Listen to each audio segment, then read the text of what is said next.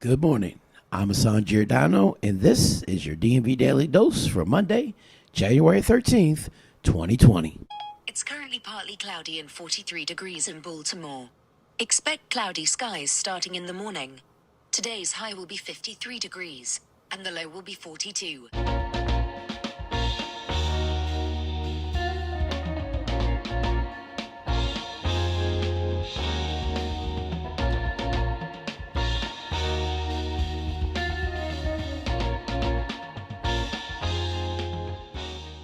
Well, our beloved Baltimore Ravens played their worst game of the season at the worst possible time, as MVP quarterback Lamar Jackson threw two interceptions and fumbled near our goal line while the defense gave up 28 points to the number 6 seeded Tennessee Titans to end our season with a 28-12 defeat in the divisional round of the AFC playoffs. And if you're wondering about my voice, that's the reason why. It's still recovering from that night down at the bank.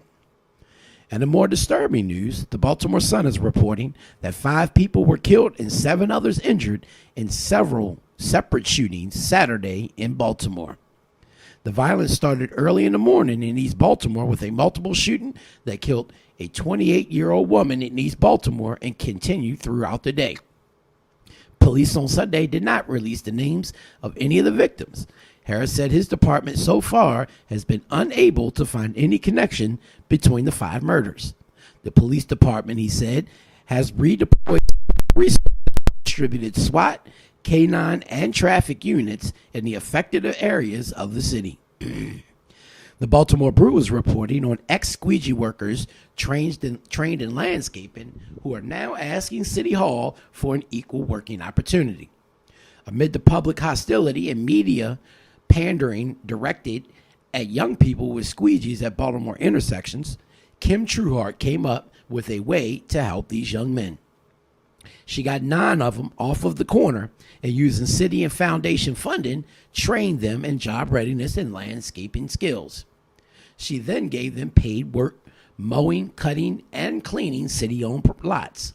So when Trueheart saw a $40,000 contract to remove invasive species around the Drew Lake and the Ashburton Reservoir going to a Baltimore County company that does not employ city youth, the longtime community activist called her contacts down at City Hall to object.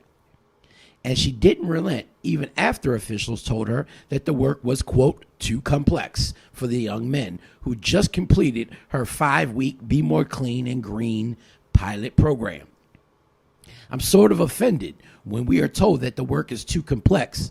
Our young men can do complex work if given the opportunity, Trueheart said at Wednesday's Board of Estimates meeting, protesting the contract slated to go to Lawrence Incorporated.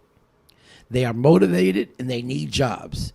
They need these kind of opportunities. I'm begging you, Trueheart told Mayor Bernard C. Jack Young and the other members of the Board of Estimates as 4 program participants stood behind her. Now, DMV Daily News reported on Friday about the newest city leader elected in Annapolis, as State Delegate Stephanie Smith was elected Friday to chair the Baltimore City House delegation following the resignation of former chairwoman Cheryl Glenn, who was indicted on bribery and federal wire fraud charges just last month. Now, Smith, who was elected to the General Assembly in 2018 as a state delegate in the same 45th district as Glenn, serves on the Ways and Means Committee and is an attorney who is the Assistant Director in Equity, Engagement, and Communications for the Baltimore City Department of Planning. The delegation also voted Delegate Melissa Wells, another freshman delegate from the city's 40th district, in as second vice chair, while they kept seasoned 44th district state delegate Keith Haynes as the delegation's first vice chair, after he had been serving as acting delegation chairman since Glenn's resignation. And Marilyn Matters is reporting on the Prince George's County House delegation meeting and vote that happened that same day, as Delegate Eric Barron was elected chairman to replace the outgoing chairman, Delegate Michael Jackson. Barron defeated Delegate Marvin Holmes, who also sought the post, by a 12-9 vote. And freshman legislator and state delegate Julian Ivey was unanimously elected as their vice chair.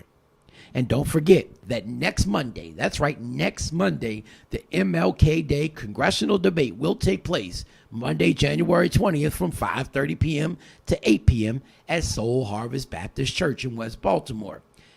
The event is almost sold out and did so within 48 hours as DMVDailyDose live streams its Value My Vote 2020 congressional debate, the only debate for this key election 2 weeks before its special February 4th election. Be sure to tune in as Larry Young from Radio 1's WOLB 1010 AM moderates this debate of the 7 top Democratic congressional candidates, and it will be paneled by special guests such as Luke Broadwater, the political reporter for the Baltimore Sun, Ivan Bates from DMV Daily News and the Bates & Garcia Law Firm, Ricard Jones from SEIU 1199, as well as Karen York, Executive Director of Job Opportunities Task Force. If you want to watch this live stream debate, go on over to our Facebook page at DMV Daily News, all one word. While you're there, make sure that you vote on the mayoral candidates that you want to see at the President's Day debate that we will do on Monday, February 17th. Now, I'm your man, Mr. Politics, and this has been your DMV Daily Dose for Monday, January 13th, 2020. For more information on articles that I've mentioned, just go on over to that website, www.dmvdaily.news.